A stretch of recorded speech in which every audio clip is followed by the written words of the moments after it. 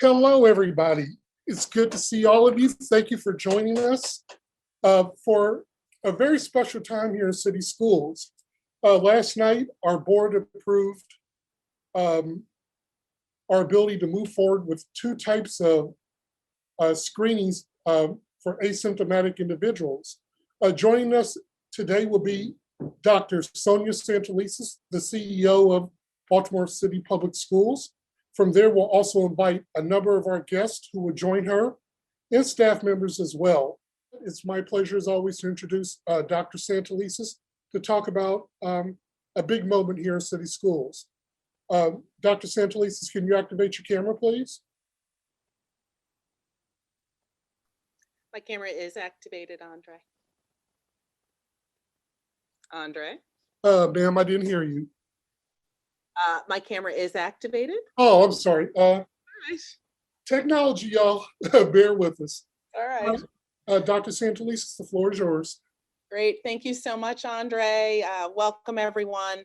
I really want to thank you for joining us this afternoon as we are excited to introduce our new no symptom or asymptomatic COVID-19 screening effort.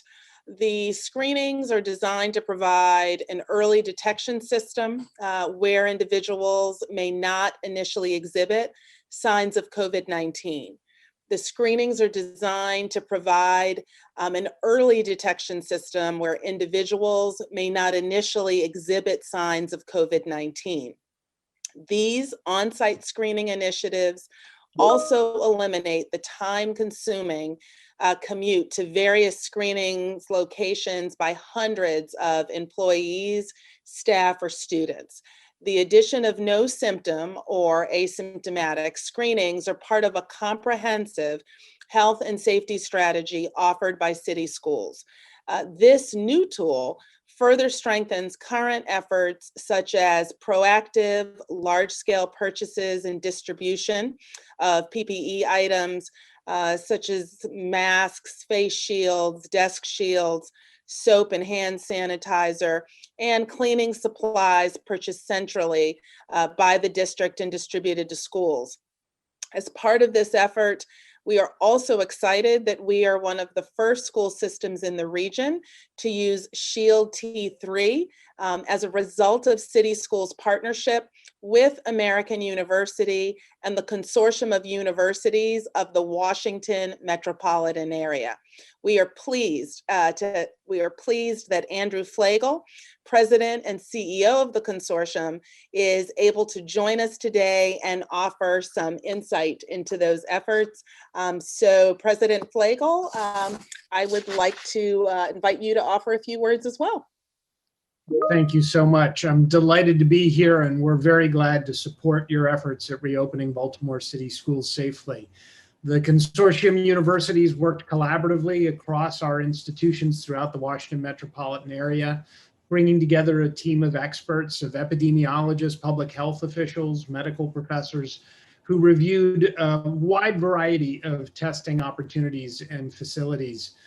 We looked at models, including some that we work on internally to our institutions, and ultimately found the best fit for our needs in expanding testing was with the University of Illinois product Shield T3. That was not an easy decision to come to. It took weeks of examination by these experts of different systems, but we were looking on a variety of criteria. We wanted something that was easy to use, and we found the saliva-based tests were particularly effective for older students, our college-age students, high school students. We wanted something that didn't require medical oversight to implement. We wanted a system that would be cost-effective, and we wanted one that had a fast turnaround time. We also wanted to make sure that as we were entering into this expansion in testing, it is something that we would be able to offer to our community, to be able to make available to secondary school systems in the region to help with their reopening. So we're delighted at the partnership with Shield T3. It meets all of those criteria in being a saliva-based PCR test with high sensitivity and accuracy that allows us to do the kinds of surveillance testing that you just heard described to make sure that our campuses can reopen safely. And we are delighted that Baltimore City is taking this leadership role in being the first secondary system in the region to utilize the availability of these tests to help them with their reopening. I look forward to being here today and to our partnership moving forward. Thank you so much, President Flagel. We're glad to have you.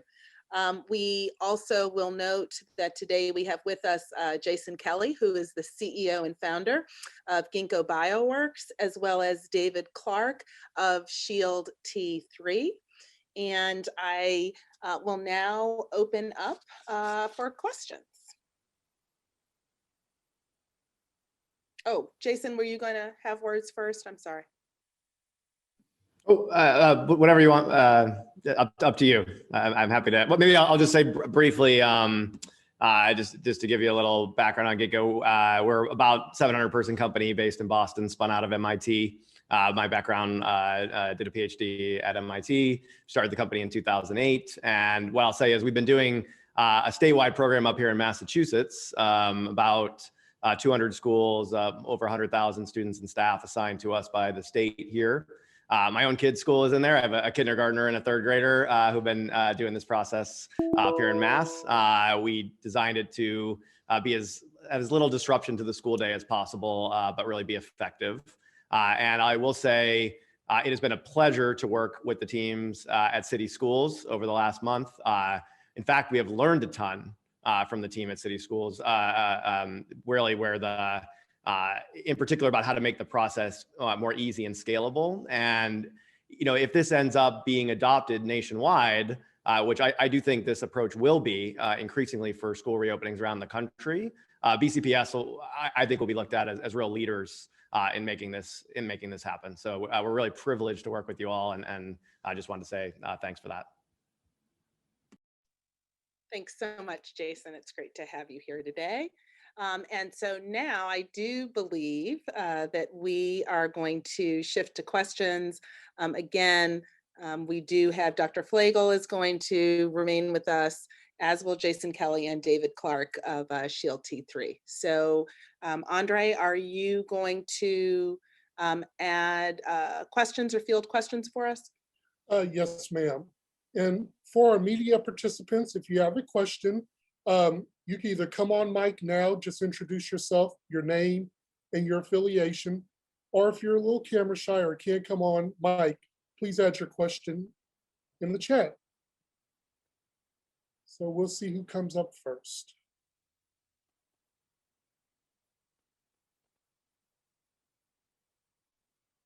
Megan Davis, I see your, no, your microphone's not on. You just are using the camera as well. Well, Doc, it's kind of slow going, but we'll give folks a chance to say what they have to say to us. No problem. All right, well, I'll get the party going while we're waiting for folks to come on camera and ask their questions. Dr. Santelises, who does, we have two types of screenings. Can you explain those two types in just high level detail, please? Oh, I need your microphone, Dr. Santelises. Thank you, Andre. You would think after a year on only Zoom meetings, I would be used to this. But there are two types of screenings that we have. The first is pooled screening for elementary schools, elementary grade students, and then individual saliva screenings for high school students. Our team, which has been led by Allison Perkins Cohen, really worked with our partners to determine which tests would match which age of student, which developmental period of student. As you heard from Jason Kelly earlier, we really believed that the pool testing would meet our needs at elementary school, and with our older students really wanting the direct testing and individual testing for high school. I would invite Chief Perkins Cohen if she has additional detail that she would like to add as well, since she's really been leading this effort for us. Sure. So I'm happy to do that. So thanks for being here, everybody. And we are really happy about this partnership. I think just a little bit of context about the two different strategies. So for high schools, we know it's very difficult to keep students in pods, and we really want to provide opportunity for high school students to have a real high school experience where they can move through different courses. So, which is why a partnership with the University Consortium makes sense, because like in college, we can't as much control where students move. So doing individual saliva testing there makes sense to allow students to be able to move through their classes. And then for the elementary grades, we've been very successful at keeping students in pods. So allowing for those pool testing once a week would be a great way to really track COVID at those grades. So that was part of the strategy. And we were testing that already. We're piloting the testing at 2 elementary schools already, and have really had great results. And it's been really easy. I know we've heard skepticism about younger people being able to administer the self-administered nasal swab, and that has not been a challenge. They have easily been able to do it and really been enthusiastic about being part of it. So that has been really great to see. All right, Chief Perkins Cohen, it's good to see you. And again, for everybody, Allison Perkins Cohen is the Chief of Staff for Baltimore City Public Schools. Allison, is this mandatory testing, or how can folks decide if they want to participate or not? So for returning to in-person school, we have a consent agreement that we are asking parents to sign, because in-person schooling really is different than virtual schooling, and different than the in-person schooling we used to have. So the agreement talks about, making sure that students are parents agree that their students will wear their mask, participate in the health screening each day, that they'll keep to the social distancing, that they'll keep their child home if they're sick, that they'll let us know if anybody in their family has COVID, and that they'll participate in the COVID testing. If families don't want to participate in the COVID testing, they can opt out and provide testing on their own. But testing is going to be one of the important strategies we have in place to make sure we keep everybody safe. And that agreement is all the conditions that we need to make sure that we're all keeping each other safe. This is an environment where my activities impact my colleagues' activities, or my classmates' activities. So we need to make sure that everybody is taking the health and safety measures seriously and helping us keep those in place. Thank you, Chief. I appreciate you. Okay, do we have any questions from the media? I know we have quite a few of you on the call with us, so we want to make certain that we're answering your questions to the best of our ability.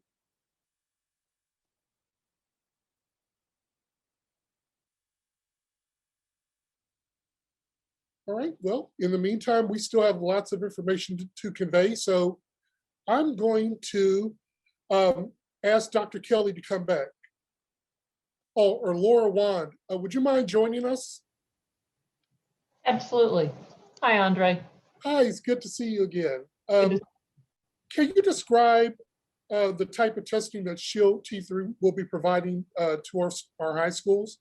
Sure, absolutely. So Shield T3 provides a saliva-based PCR test that allows for easy execution of the test. And what will happen is that the students and the faculty and the staff will be able to provide a sample at their schools, and then those samples will be transported down to the lab, which is at Gallaudet, and then they will be processed through the PCR system. The reason we like PCR is it's got really high accuracy and good turnaround time. So, and then the schools and the participants are notified as the results are available. And we target for a 6 to 12 hour turnaround for the folks. So we should be able to keep the families and the students and the faculty and staff well informed, and be able to do some broad-based screening of the communities. Thank you kindly. That's been a popular question as folks are learning more about these screenings. How exactly do they happen? So I appreciate that. And speaking of, David Clark, would you mind coming on camera, please? I think he had some difficulty. I'm speaking for David. Oh, I'm sorry. Forgive me, Laura. No, that's quite all right.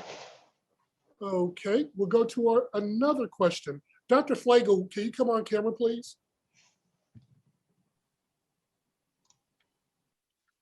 Sure, I was just sending you a note, Andre. What's up? All right. Dr. Flagel, can you describe how our partnership formed between city schools and the consortium? Sure, and actually I was going to mention that the partnership extends to the University of Maryland system. Our largest member has been supporting the Baltimore City Schools with symptomatic testing and will continue to do so.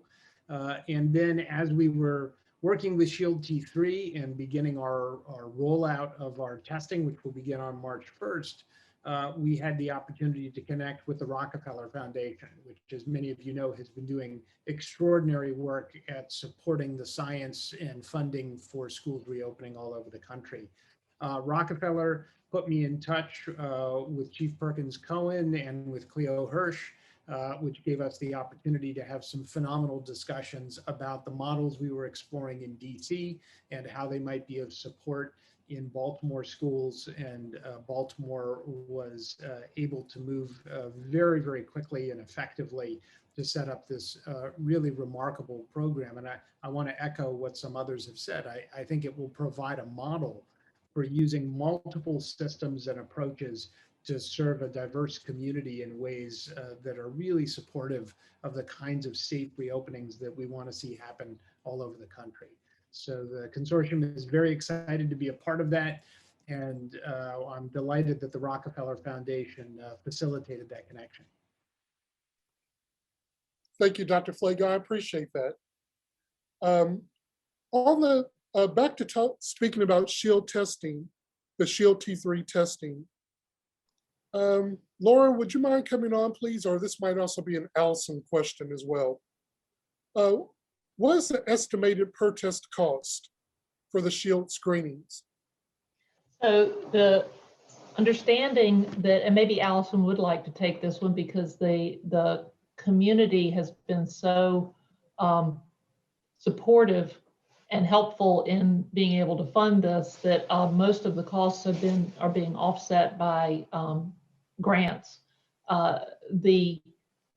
The net price, the price before the grants is will be at volume rate $25 a test. But I think Allison, you may want to clarify that.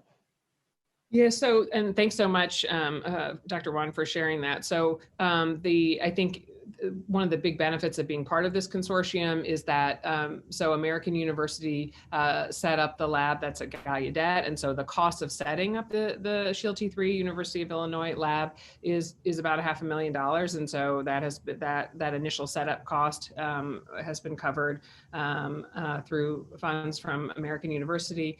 And then the volume going through by having these multiple partners participating, the volume per test, the cost of test goes down with volume. So yeah, so we anticipate that we will have the level of volume to get down to about $25 per test, which for individual test is about half what you see some of the other companies out there providing for individualized tests. Some of them are a little bit closer, but it's a significant savings for this type of high level individual testing. All right, thanks to both of you for that. If we get a follow-up, I'll bring it back to the floor. In the meantime, Dr. Kelly, can you join us to talk a little bit about Concentric by Ginkgo? I got the brand correct, right? Yeah, exactly. You got it right. Yeah. Okay, you just, your company and offers the testing for our elementary schools. Yep. Can you talk a little bit about what that testing is and how it's applied to kids? Yeah, absolutely. Yeah. So similar to what Laura was speaking about, it's a PCR molecular test, but the difference is we're collecting as a group. So an entire classroom will get test it all at once. And what it'll look like in the classroom is students are going to receive like a Q-tip size swab. And what they'll do is they'll rub it in the front of their nose. So like right down here, there's actually a nice video that the schools put out around. It's not further than you would pick your nose, basically. And then they walk to the front of the classroom, put it in. We actually had a second grader at one of the schools we piloted in, did a YouTube video for their class. And he said, you put it in, boogers down, right? So it goes in, boogers down. You get up to 25, between 5 and 25 swabs can go into the same tube. So up to 25 go in. And then that tube gets closed. It gets scanned with a barcode. So it goes into our system. It gets mailed to a lab, and that same type of PCR test will be run, except instead of getting a result for an individual, you'll get a result for the whole classroom. And then if it's a negative, then the classroom's negative. If it's a positive, you know that someone in the classroom is positive, and the folks from the school system could speak about the follow-up there, but in this case, it's to send that classroom home and then do follow-up testing. And so the cost then is down to, depending on the number of swabs in the tube, it'll end up being about $6 to $10 per person in the tube, or $145 for the whole classroom is the way to think about the test. And yeah, I will also echo Chief Perkins-Cole's comment about the students wanting to participate. So one of the kids in my son's school, they had COVID. And so if you've recently had COVID, you could set off the test inadvertently. And so you're not supposed to participate if you're coming back after a safe quarantine period.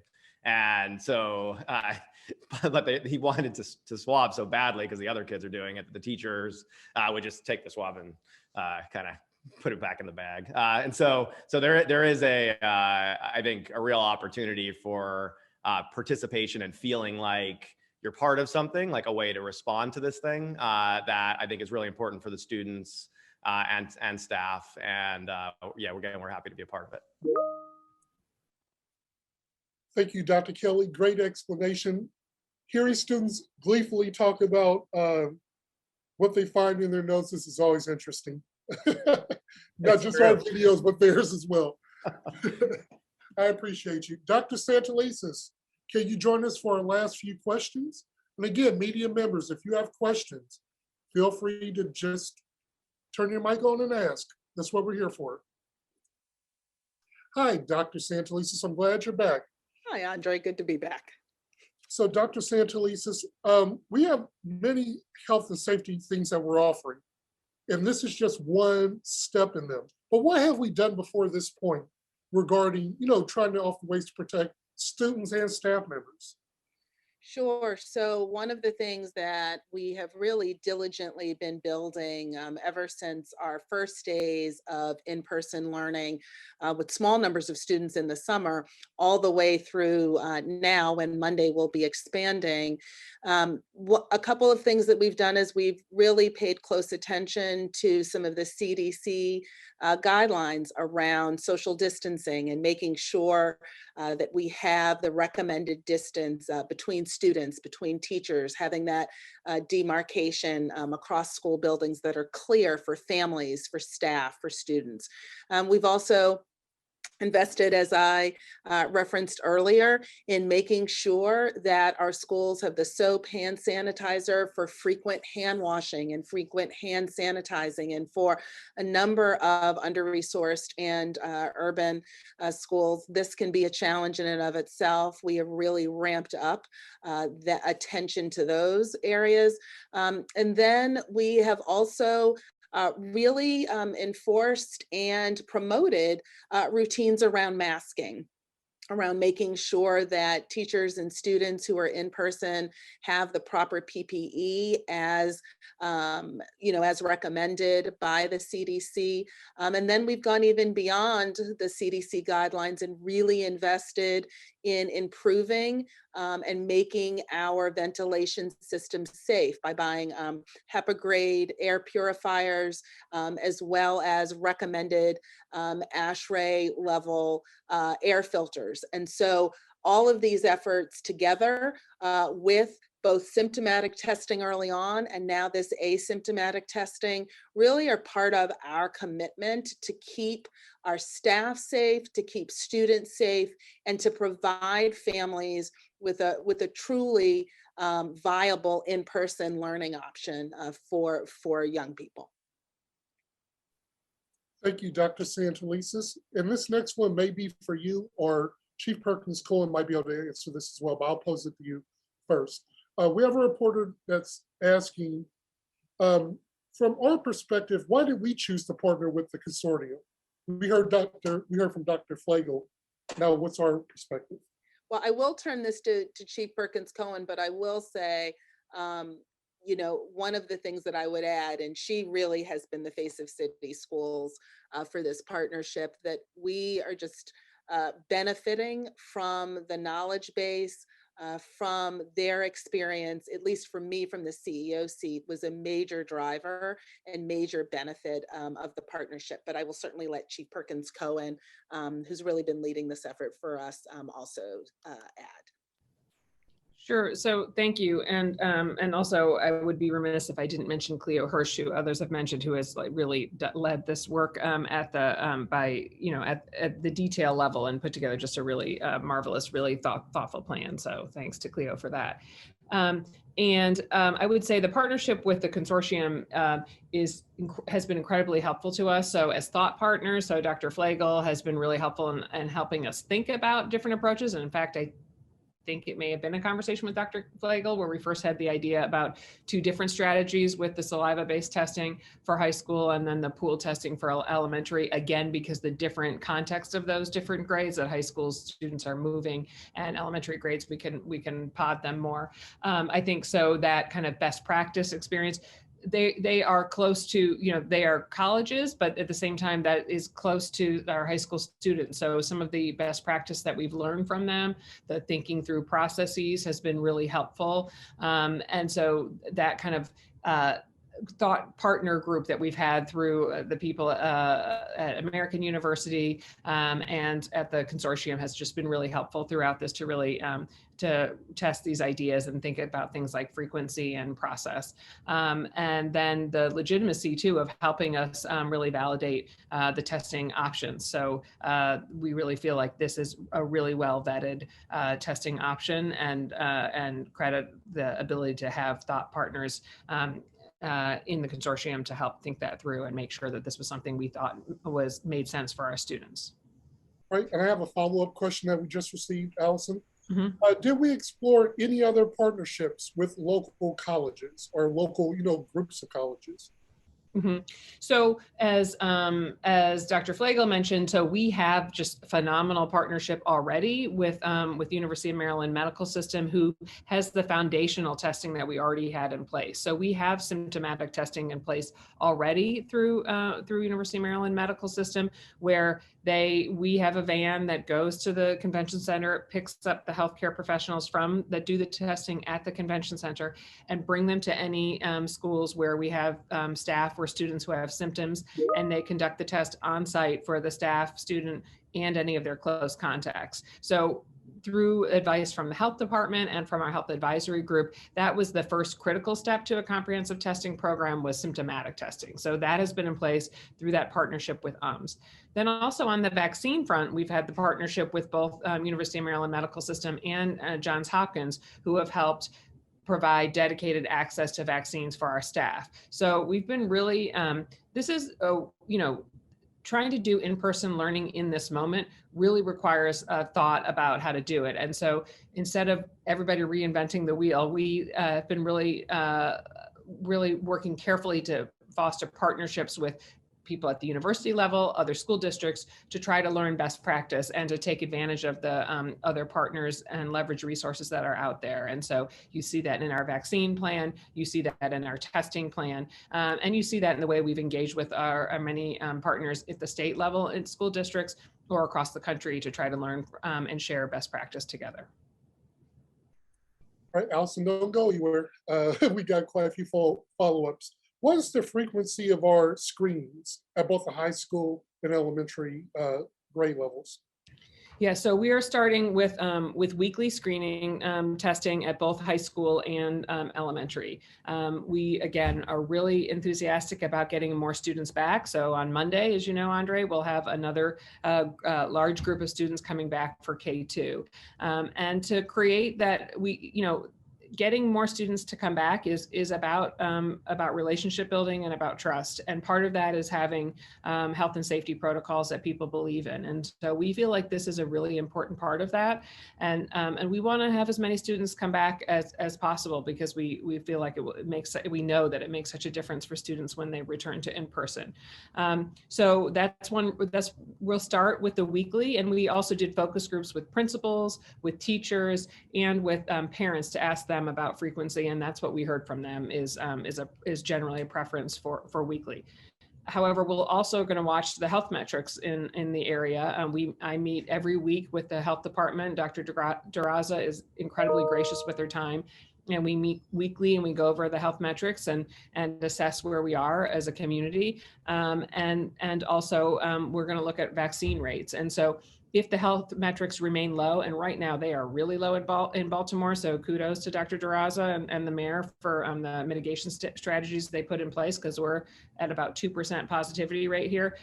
So they've done just a fabulous job. So if they remain low, and if our vaccine uptake is there and goes up in the community, then those are reasons we might reduce the frequency of testing or the type of testing that we do.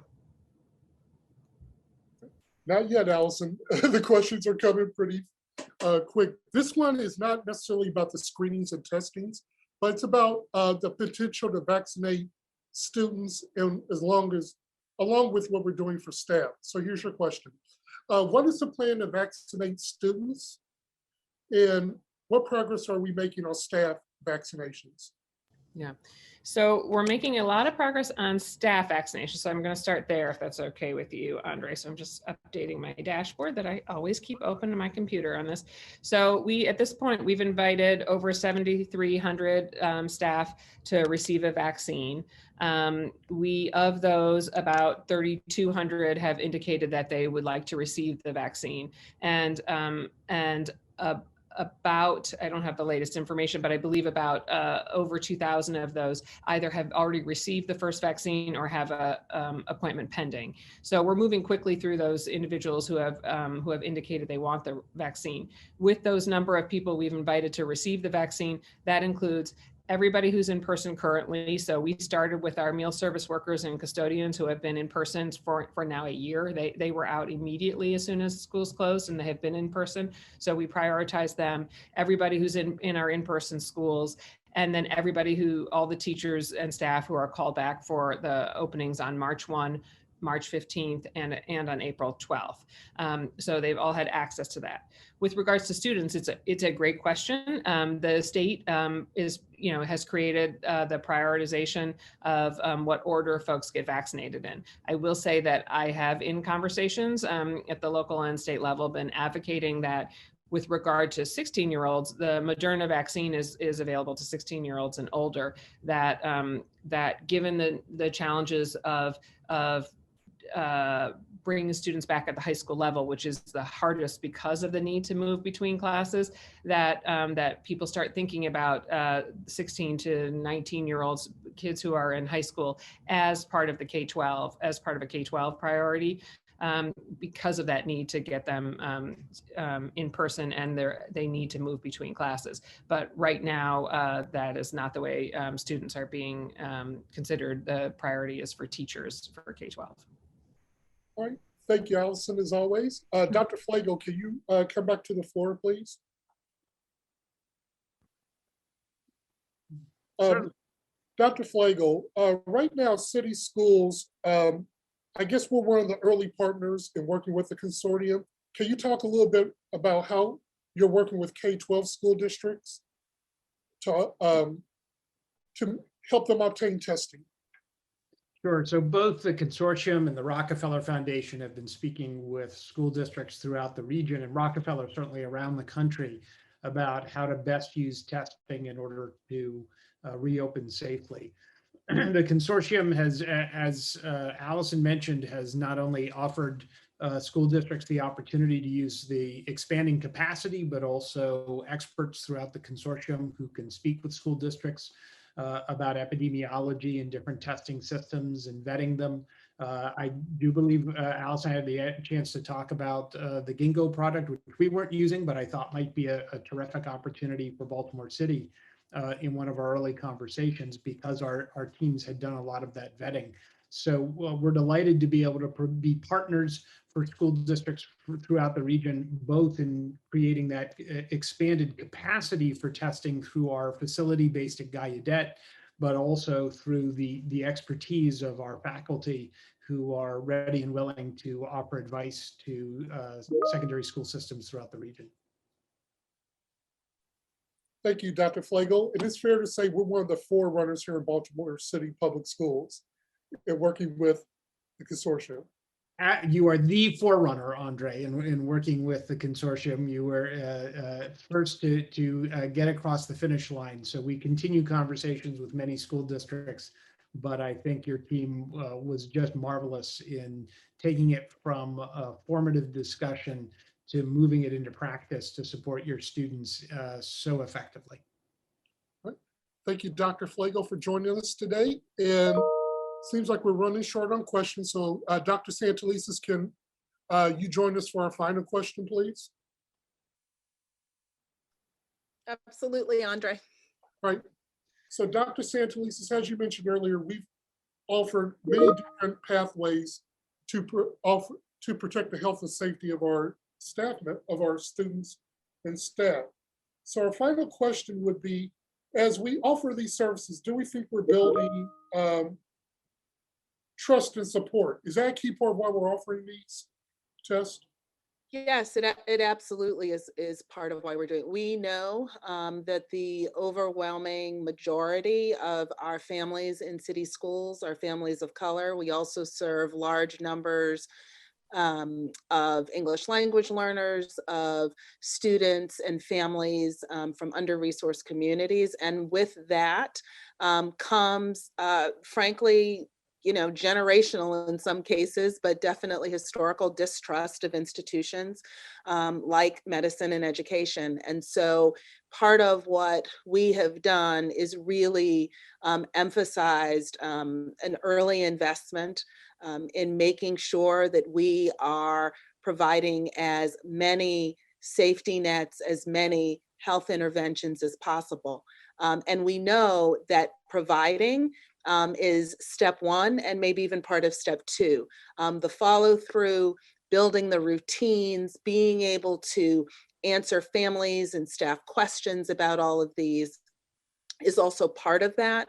But we also really wanted to signal to our community that we took their concerns, some of their, frankly, well-founded skepticism about whether they could trust large institutions to help keep them and most importantly their children safe. And so we believe that adding non-symptom or asymptomatic testing to this kind of full portfolio of mitigation strategies is a really necessary first step to saying to families, to saying to our communities and our staff that we see you, we hear you, and we know that in order for you to be free to really think about re-engaging educationally in person, that we have a commitment as, frankly, public servants and those who have taken an oath to serve, to make sure that we are making these available